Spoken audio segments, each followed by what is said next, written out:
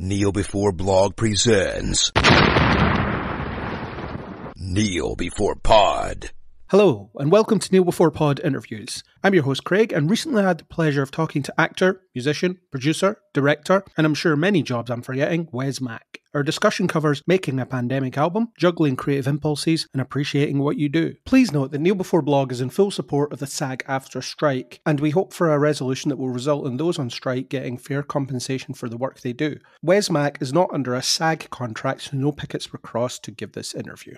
Sit back, relax, and enjoy. I'm delighted to be joined on Kneel Before Pod with Wes Mack, actor, musician, director, does everything really. Hello, welcome. Thanks for having me on the show. I appreciate it. That's my pleasure. So let's just dig right in then. You have pretty eclectic career interests, it has to be said. Yeah. Wear a lot of hats. Yeah. What came first for you, music or acting or producing, directing? Where did you start?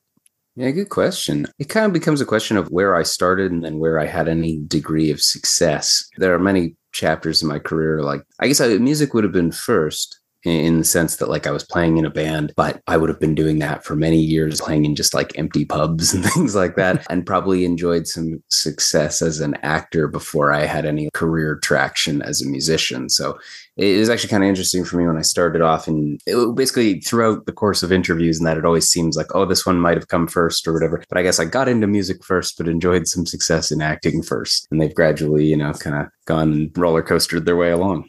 You've kind of used one to boost the other in a way, I'm guessing. I try to, because they certainly fight with each other as well in terms of just scheduling and, I have so many hours in a day just to allocate. So it's helpful when they can help each other. Early in my music career, I wrote my first hit song, for lack of a better word, that they gave me some kind of music career with a guy who I met largely because of a TV role that I had where I was playing a musician on a show called Heartland. And I think that was kind of on his radar. And that kind of got me into the room with someone who, like him, who was a very good writer. Oh, so let's talk a bit about your latest album, Hummingbird. I listened to it when I was preparing for this, really enjoyed it. So well done. Enjoyed Thanks. Your other bits of music that I listened to as well. The blurb I got mentioned that it's a pandemic album, or it became a pandemic album. Yeah. You talk about the process of putting that together. I imagine it was a completely different skill set you had to learn overnight almost. Yeah. I mean, it's funny. Nobody tells you you're going to make a pandemic album. That just kind of happens. I started it in early March 2020. So just before things went to... Yeah. So I'd maybe gotten about a week into it of thinking it was going to be done the way my previous two albums were done, of me going into studios and traveling around a little more, going to Nashville, going to other cities, doing rights, yada, yada. And then that became glaringly obvious it wasn't going to be the case. A lot of this album had no plan at that point. It just became okay, just do the next logical thing. I'd gone out to my cabin in March 2020 for what was supposed to be this 4-day-long birthday trip. Me and my girlfriend flew up there, and we ended up staying for 4.5 months because our flights home got canceled. And then we realized, this is actually kind of a good place to be because it's quite isolated and social distancing was very easy to execute at my cabin, which is where I am actually right now. So as a result of that, I was like, okay, well, I want to try and see if I can figure out how to continue working on music. So I have a shed out back here that had a lot of music gear in it that had been stored there over the years, over the last 15 years of just guitars and amps and computers that are 15 years old are all kind of stored out there. So I started just pulling things out and I was like, okay, I think I can put together a working studio here. At the time, I had an apartment in Vancouver, and I sent a text to my then roommate and was like, hey, I need you to send me a package full of my underwear because I had brought very little of that. As well as I had one microphone in Vancouver that I was like, if I can get that one item, I think I can make the rest of this work here. So he sent that to me, and the song Don't Change, which is the first song on the record. I did all of that during that first lockdown, but it also became a lot of collaborating in that I didn't produce that alone. I co-produced that with my friend Jordan Orbeck. And so that was a lot of sending tracks back and forth between two different countries to work on that. And that kind of became the blueprint for the rest of the record. Of once we did the one single, it was like, okay, well, this can work. I'd been producing a fair bit for years on my own. This just all of a sudden became okay, now you really have to do it. Now you're going to be putting out songs that is your production, your engineering hands. Songs like Be Without You and House of Love are entirely produced by me. So those are ones where I didn't have anyone else working on them or playing on them. So it just sort of became a piecemeal record of, all right, this is where we're at in lockdowns. This is where we're at in pandemic. It slowed things down. It took 4 years to get this record done the way I wanted it to, which I don't think would have taken that long had it not been a pandemic album. But it also opened up all these opportunities to write with people. There was a real almost stigma around Zoom writing before. People really didn't like doing that. It was kind of, you thought, oh, there's no vibe for that. You're not going to create anything. It became the only way to write. And now people, I think, are just, myself included, I was not wild about it before. And after doing it, though, for a couple of years, it feels pretty much the same. I've got a couple of writes this week that are Zoom writes with people. Everybody's in a different time zone, different cities, different countries. The upside to that is I can write with anybody anywhere, and it doesn't require you to plan like a 2-week trip and accommodations if really what you want is just to write one song with one person. Because I think sometimes in the past it would be like, okay, I want to write with this one person in Nashville, so I'm going to build a whole trip around that. And that's great. But if all you really needed was the one song with the one person, that's what you wanted to write, then it's certainly easy to roll out of bed and do that now. So you just need to find a few hours here or there to just go on Zoom, basically. Yeah. It really helps for that. I mean, honestly, I sometimes have done it even when I'm like in Vancouver and I have a write in Vancouver. The person lives an hour away. If I'm particularly busy on a day, I can save myself 2 hours of driving to just write and just get into the creative thing and not do the rest. There is still something that's absolutely missing that is not the same as being in the same room as someone. But I think with a little bit of homework in advance, you can do writes really well like that and open up possibilities to write with people you otherwise maybe would never have a chance to write with. Yeah, well, a lot of musicians and comedians were adapting during the pandemic by doing like Twitch gigs and YouTube gigs and stuff like that. I went to a few of those. I paid money and then watched people play music for a bit. And, it was quite good being sitting in my living room just watching a gig play out. Oh, totally. I don't know. I always have such mixed feelings of, I feel like I spend too much time on my phone, on social media, online, and I feel like the pandemic yanked us even further into that. But to some positive effects, there are some things that came out of it where people can connect easier. And I mean, honestly, even like using Zoom, I remember Skype calls in the past were like kind of a disaster tech-wise, and it often was really hard to hear people, and it looked like you were made of like 4 pixels. I feel like everybody through adaptation in this, I don't know, you have people sometimes going into the office less and maybe having more time to do what they want out in the real world. It's such a balance. But yeah, you try to, like I said, everybody's just kind of making the best of it and trying to take the most they can from it. If it happened in the 80s, the technology wouldn't have existed to keep us connected in the same way. Oh, I know. Yeah, you wonder what people would have. It feels like we're in an era where we have the ability to, so everyone connected even harder online. You wonder if this had happened in the past, if it would have actually broke it in the other direction and had people become more soloistic hiking kind of people, like pushing people to just be less connected or something like that. The technology and the timing of the pandemic are so interwoven in like the fallout that's happened for better or worse. So you got the album done. It took you longer than it would have normally. Yeah. But you found it more rewarding in a way because you got to collaborate with different people that you might not otherwise have. Yeah. And honestly, making some of the stuff just myself. Be Without You is like the first song that I've released. Very beginning of my career, I guess I released a song more than 10 years ago that was fully produced by me, but at a very different phase in life and career and stuff. And to all of a sudden have a single out right now, I'm looking at the streaming numbers on it, and it feels kind of oddly special to be like, oh, wow, I just did that one sitting at home. There was no one else involved. I mean, I got it mixed by my friend Jordan, and there's co-writers and stuff on it. But the actual production, I don't know, it gives you a sense of feeling of autonomy, which you sometimes don't have in the entertainment industry, of feeling like it's very dependent on other people saying yes and being involved. And it's kind of nice when you can take that back a little bit and go, okay, well, I can make this on my own. I can put it out on my own, and it can go and do similar things that my other singles are doing where I've had armies of people working on them. So that's kind of nice. Kept you busy as well. That would have been a key thing.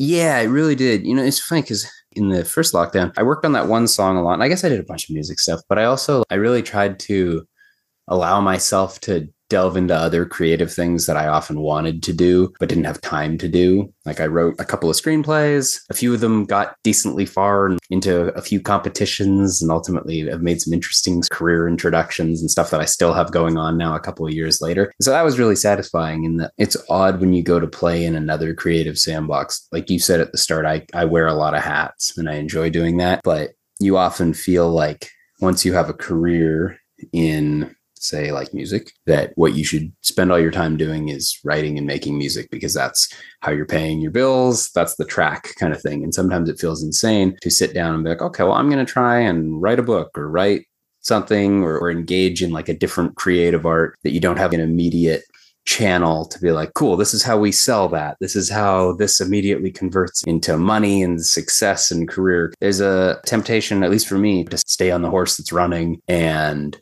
always be doing that, because it's such a fickle business and it's such a roller coaster. And I feel grateful to have gotten to be in this business for my whole life, basically making art. But you always are curious where your next job is coming from. So I guess the pandemic created this little bubble where it was like, okay, well, there's no way to really advance things significantly over in the main track that I'm on. I can't be touring. I can at most put out a single or something like that. So I can put a little time into that. But there was this amount of time where I felt some creative freedom to try other things, and that I really enjoyed. I feel like they went well, both for me personally, and I was able to do a couple interesting things with them. But then they oddly made me more inspired to go back and write more music. It felt easier to step back into doing co-writes, and I do a fair bit of writing for other artists. I felt more inspired going back to that, having filled up other cups as well. Taking a break from one creative outlet kind of strengthens the other in a way, or strengthens the desire for the other. Totally.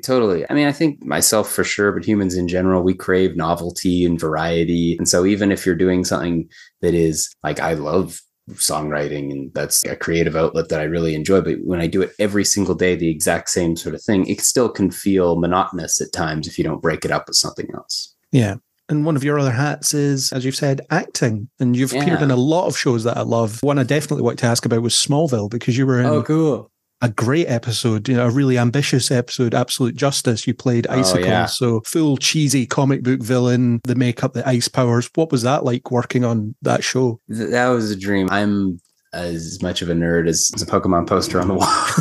But I mean, admittedly, that might come down at some point, get moved to another location. Yeah, I mean, to get to jump into the whole DC world and having Jeff Johns write the episode, that was the second acting role I ever had. And it was all of a sudden just being thrust into this. When I got cast, originally, it was just going to be one episode. And then they were like, okay, well, maybe we're going to do a double episode. And they're like, actually, we're going to sew them together and make it this sort of TV movie event. And we're going to get the Justice Society mixed in with the Justice League kind of main cast. It was so much fun to all of a sudden just, again, straight out of doing a bunch of theater school stuff. I guess that was the third part I had. And all of a sudden to be the villain for the episode and doing the fight choreography and having the special effects scenes where you're shooting ice bullets out of your hands. And yeah, the absolute mustache twirling dialogue. I affected quite a voice for that was kind of over the top, but it was very fun. I'd watched a fair bit of Smallville and was a big fan of Tom Welling. And he actually directed half that episode. It was one director on each half. He was just a joy to work with. No ego to him.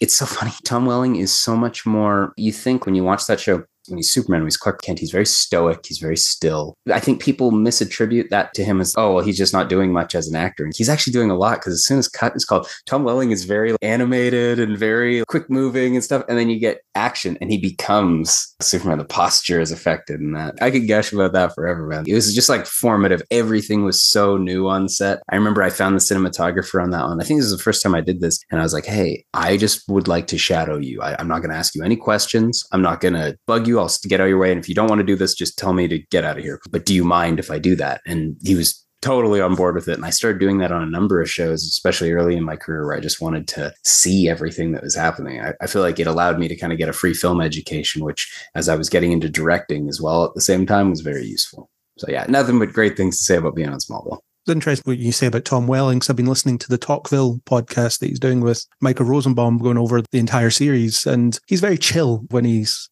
himself, really. And it's interesting hearing him talk about it as a job, because a lot of viewers will just see it as a as a fan and think, oh yeah, they must love every second of this and whatever. But it's interesting to hear about the challenges, all those kind of things. Yeah, it's long day to get a lot of those things. I remember when we were shooting the final battle sequence and it's Michael Shanks flying down as Hawkman, swinging his mace at me. And we had this whole like pretty intricate setup. He was up on wires and I was doing this spin jump to blow over him back. It just took so many takes over and over and over again. I think it was the first time where I started to see that that is a huge part of just being in film. It sometimes has nothing to do with you. Sometimes it's just a camera movement, but you're going to go and do this thing 30 times in a row and you're going to be tired and hungry and whatever. But I mean, for me, still, that's my favorite place in the world to be. I'm kid in a candy shop anytime I'm on a film set. Any amount of me feeling anything, tiredness, worn downness, whatever, usually melts away as soon as I just look around because you spend so much time trying to get there. I laugh and say, oh, I do my best work on a film set when I'm an out of focus guy in the background. Usually a lot of actors really won't like, sometimes you'll get asked to be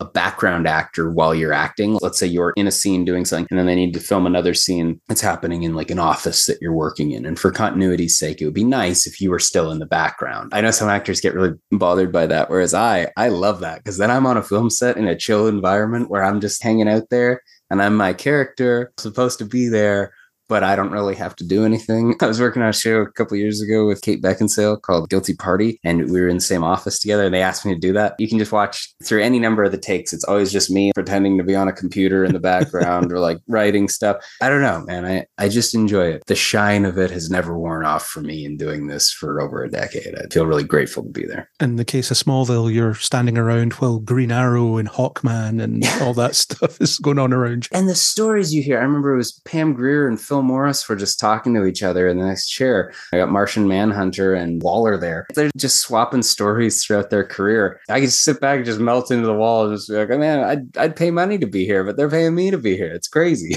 I love that show, and Absolute Justice was one of those, wow, if we could have that every week, that would be incredible. And then the Arrowverse happens and you kind of do have that almost every week. I know. It almost feels like that's where the seeds were starting to get planted for that idea of how much universe crossover can we do? It was kind of ahead of its time in a sense, in that now you see a lot of that. That's pretty commonplace in all the comic universes, a lot of crossover and stuff. You didn't see that as much. Smallville in general, when you think that show starts in like 2003 or maybe even earlier, pretty early in the 2000s, it was kind of the only thing out there doing that. It was a comic book show that is now commonplace. There's tons of that, but that was kind of its own little thing.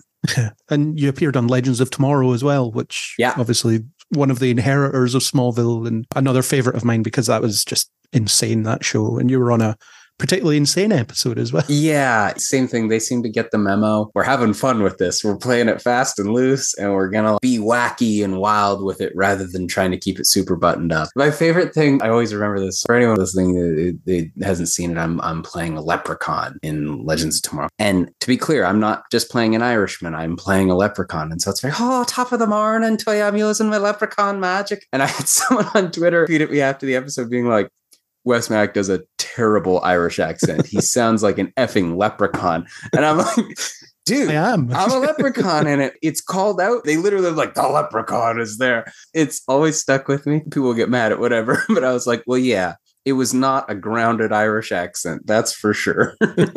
Yeah, cool. And you did Supernatural as well. A lot of actors I've spoken to have told me that was essentially a rite of passage in Canada for a while. Very correct. In Vancouver, you kind of got your badges. You got your like Smallville one, your Supernatural one, because they just ran for enough seasons. And then you know people who would get it twice, where you would get it and then they would let you, if it had been 5 years and you weren't a major character, you could audition again for a different character. But I don't have double badges on any of them. I think I did audition, though, again for Supernatural years later. I didn't get the part, but I got to play the really fun one. I mean, who gets to play an angel turned demon stuck in a pop star's body? It was very fun. Yeah.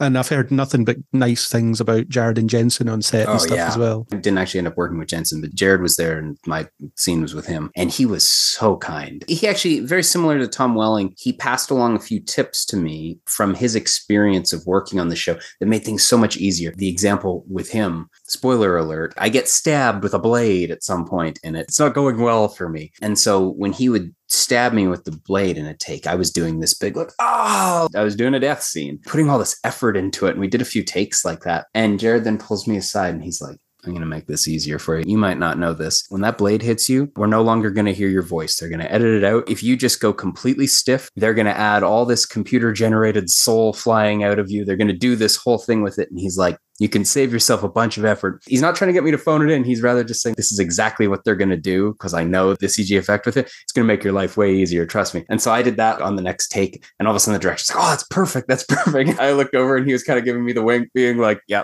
told you, man.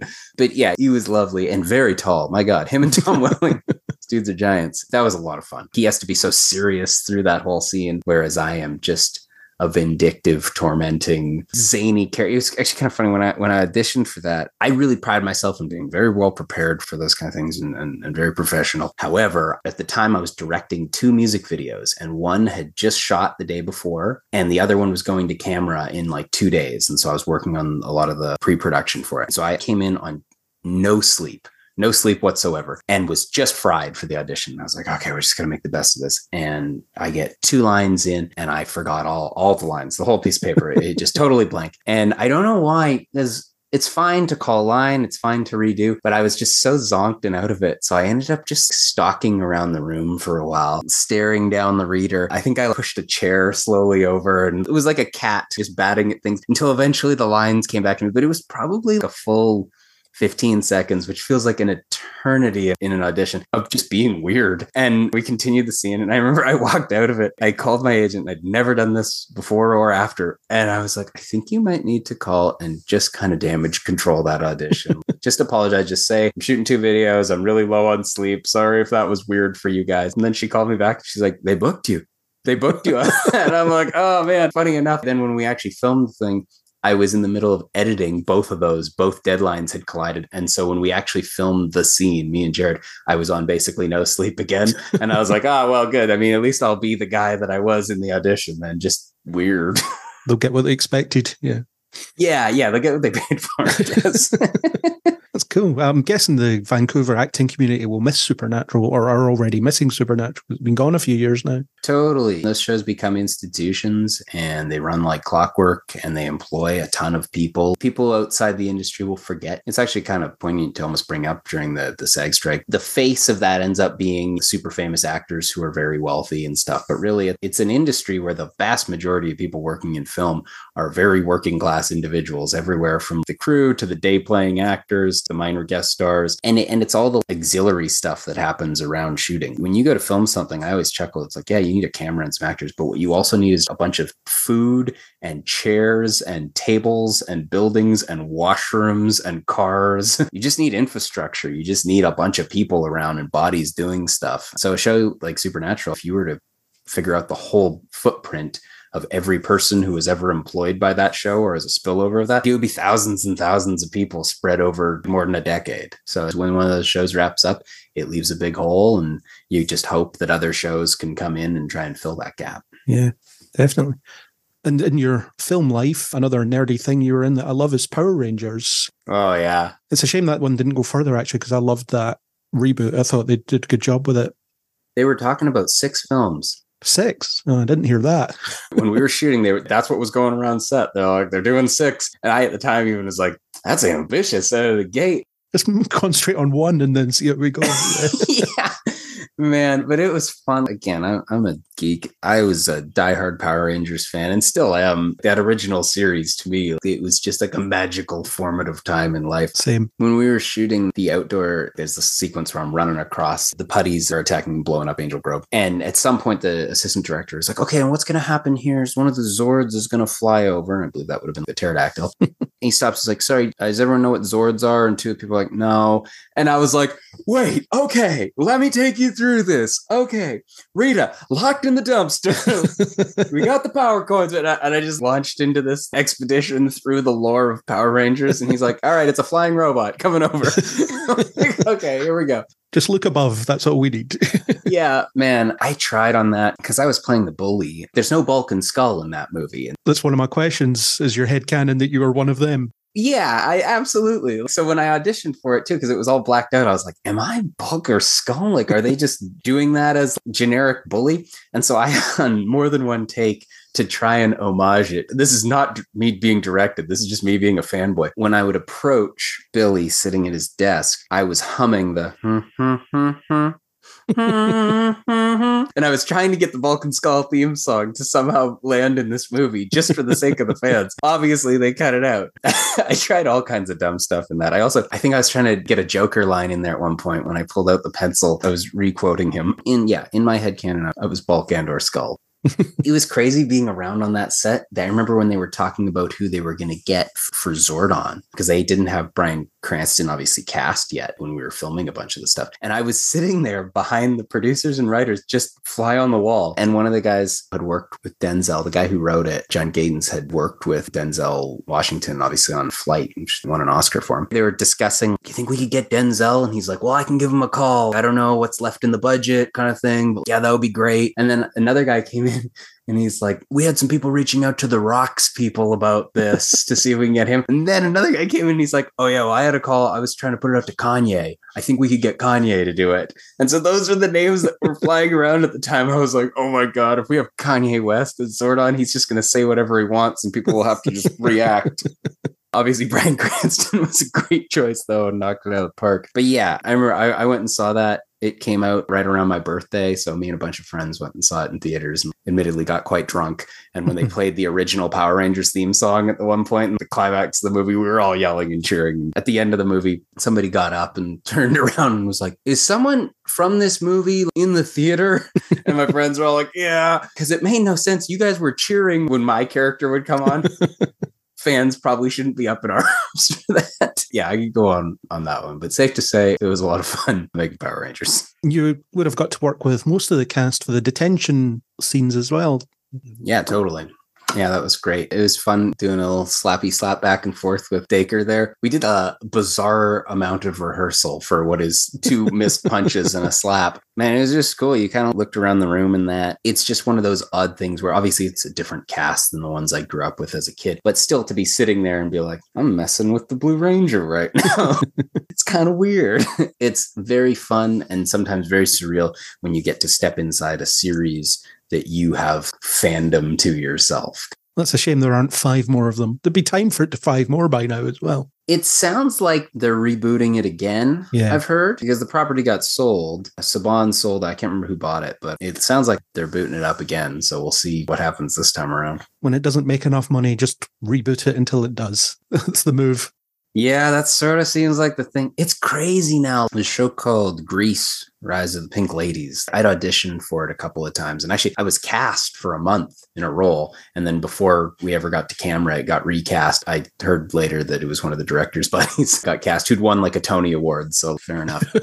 But anyways, the long and the short of it, I saw the trailers for it and it looked like they'd done a good job of it. And then it came out and I hadn't watched it yet. And one day I remember I was like, oh, okay, I'm going to check out what they ended up doing with this. I knew a few people who worked on it. And I found out that they had pulled the show. Yeah, entirely. And I guess from a tax perspective, you can include it just as a loss and you can essentially write off that money rather than it being money that you spent on something that still exists, that's still your asset. It, from a tax perspective, makes more sense to some of these studios to just burn a show like that entirely, pull it from all streamers, pretend it didn't happen. But man, as an artist, what a gut punch. Yeah. Especially for the creators of that show and like everybody worked on it would have spent months and years on that thing. And that seems to be increasingly commonplace that that's happening. Yeah, it's not something I'm a fan of, just erasing things. It's never good.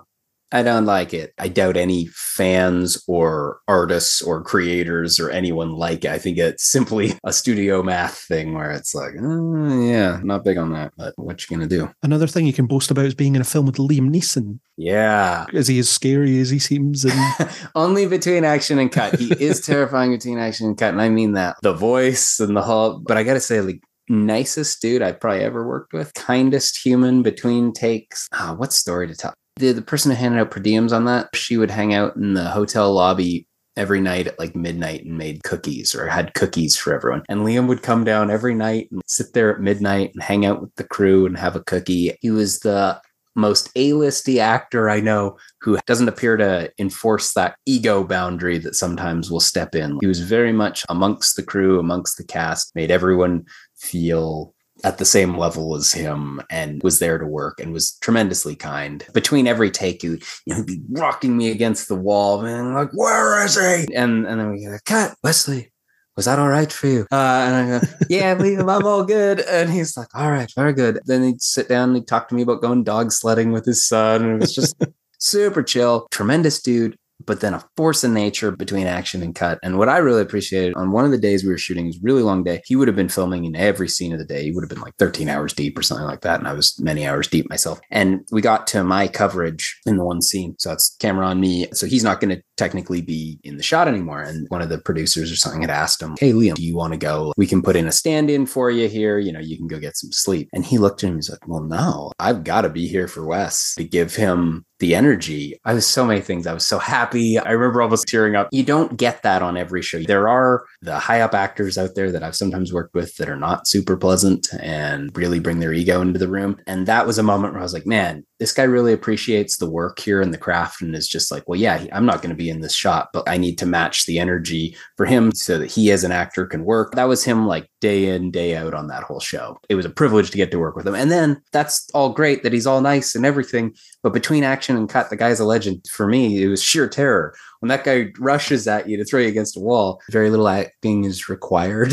And he's also a giant. The guy is like 6'1". He's got the reach. So yeah, that was too much fun getting to work with him. He was from that kind of grassroots of starting at the bottom, working up in small productions. So it's nice that that's stuck with him throughout his career, by the sounds of things. I think that ends up being essential to how you get like that, in that you have that appreciation for it. The actors I've run into where it's a problem are often ones who maybe had a family connection, or maybe just made it really big on an early role when they were like a teenager. It's like plunking someone right out of like high school who's still into like cliques and stuff and giving them tons of money and success and never having anyone tell them no. They never stop being that way. They never like emotionally mature. I feel like you have to go through some roller coaster chapters of your life to become an adult. And I don't think you have any appreciation for how good you can have it at various phases of your career if you haven't at some point not had it good. For me, on the days where I get to work with Liam Neeson, I can go through anything on those days. I'm going to appreciate being there because, again, you do the time, you do the small little plays, and you do the bad student films, and you spend like hundreds of hours on sets, and you audition a million times. When you finally get to do those things on the big days, if they need you to do it 100 times, I'm like, yes, sir, may I have another? So I feel like that makes sense for someone like Liam. You work your way up into having the kind of career you want, and you appreciate the road that's behind you. Cool. And you have a couple of things coming up this year, transplant being one of them, where it seems like you're a problem, or your character's a problem. Yeah, I've been told I'm like limited in my capacity to talk about it. It comes out in a couple of days. But yeah, I'm Dr. Ryan Ashcroft, and I'm a problem. We made the running joke that, I don't know if you're familiar with the show, The Good Doctor, but I repeatedly made the joke around me of that I'm the bad doctor. It was fun. I had various family members reach out and be like, oh, you finally went to med school, eh? It was great, though. Auditioning for that, it's funny because when you're reading for a medical procedure or something like that, one of the big scenes we're operating is the audition. And so obviously when I'm auditioning in my studio or bedroom at home or whatever, there is no body in front of me. So you come up with business to do. My audition, I remember specifically, I took a piece of paper and I just took paper clips. I had 6 of them and I clipped them onto the piece of paper and I took them off. I did this out of frame. The key I've learned over the years, it's often helpful to just have something real that you're doing. And then you can focus on the scene, but you are doing something down out of frame that looks like, oh yeah, I buy that he's doing something. Whereas if you're just miming it, it often looks less grounded. But having done that and then getting cast, I flew out to Montreal to shoot it. And I remember thinking, are they going to teach me the medical aspect of this? Like, you can only research so much. Am I going to be clipping paper clips? And fortunately, much to my pleasant surprise, on that show, they bring in an actual doctor or doctors and nurses to have present on the day of to consult with the actors, to take you through it, show you what it should actually be like, and then correct you take to take and go like, actually, like it would be more like this. So that was wonderful, because then all of a sudden you can be like, cool, I now trust that what my hands are doing looks reasonable. And now I can do my job as an actor in the room, but trust that I'm not brutally disrespecting that profession by just making it up. So that was really nice. They had a wonderful squad of people, and they're in their 4th season on that show. So again, kind of runs like a well-oiled machine of how to handle that kind of stuff. Everybody came in on the Saturday beforehand and had this big medical rehearsal, just dealing with the tech aspects. And apparently that's what they do on pretty much a weekly basis. You must have had a lot of jargon to learn as well. Yeah, there was a lot of that. Fortunately, I don't mind that because being a geeky, nerdy guy, I find that stuff usually isn't my major sticking point. Like, you get a lot of that in sci-fi fantasy where you have to be like, we need to find the Elder Crystal of Shynara to open up the portal, and you get a lot of that. And because I enjoy that as a fan, I think you just get used to consuming that kind of stuff. So all of a sudden it's like, okay, well, today it's medical jargon, and tomorrow it might be police jargon, and the next day it might be law. It's just part of the gig. I think it's usually just trying to find a way to you realize that stuff. Well, sometimes in the case of my character, without giving away too much, if you're not supposed to have the most prowess as a doctor, it's okay for you to struggle with those terms. It's the most difficult when your character is supposed to be a master at what they're doing. If you're supposed to be like a wonderful chef, but if you're not supposed to be great at it, which is a luxury for me on Transplant, it gives you room to be like, well, if I'm struggling to get that word out, that seems plausible. So you use those things when they're applicable and helpful, I guess. And you seem to love doing Christmas projects. This one that's coming up will be your 3rd, Cape Holly Christmas. The synopsis looks really sweet and wholesome, actually. And yeah, you get to sing original and classic Christmas songs, apparently. Yeah, wholesome's the word. It's not reinventing the wheel. It is like your quintessential feel-good Christmas movie. There's a bake-off involved in a small town. But I will say, after the last 4 years of what life has been, I get the value of those. There's so many people I know who have reached out in my involvement in those, who appreciate those on a level that you can overlook, where it's like maybe they're missing a loved one.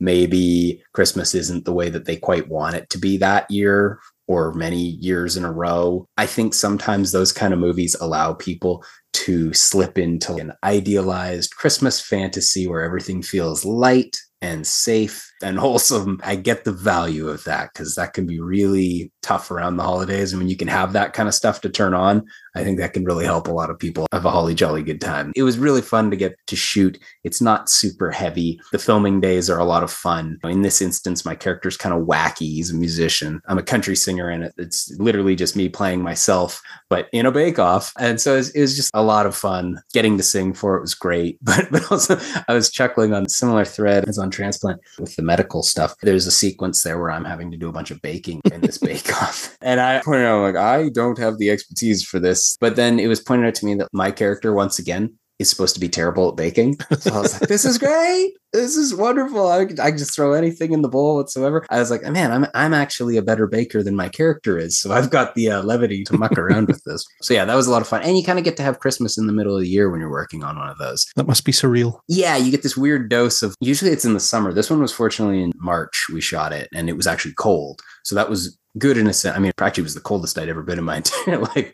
But usually what you get is you're bundled up in a parka and it's the middle of the summer. And so it's sometimes nice when it's actually a little chilly. But yeah, totally surreal. It'll be May afternoon and you walk into a place that's more decked out for Christmas than you've ever made your own home.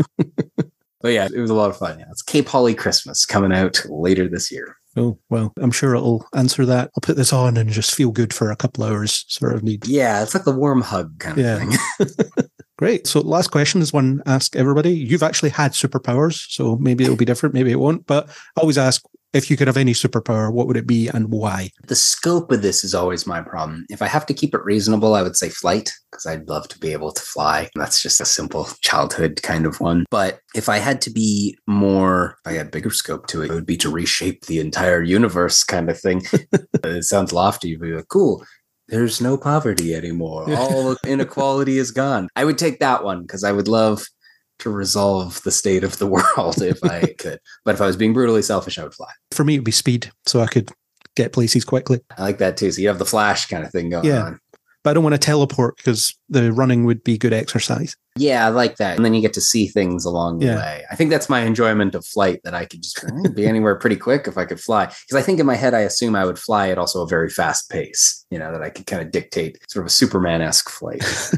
And then you would need some kind of durability because it's cold up there and stuff. Yeah, quite cold. And I imagine there'd be like enough friction of air on you.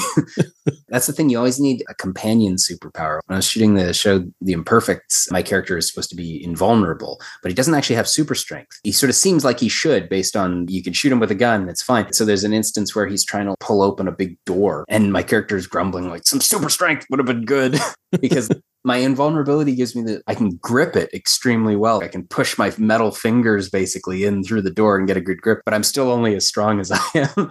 So you want that full package. Yeah, you can be greedy with these things. Yeah, you really can.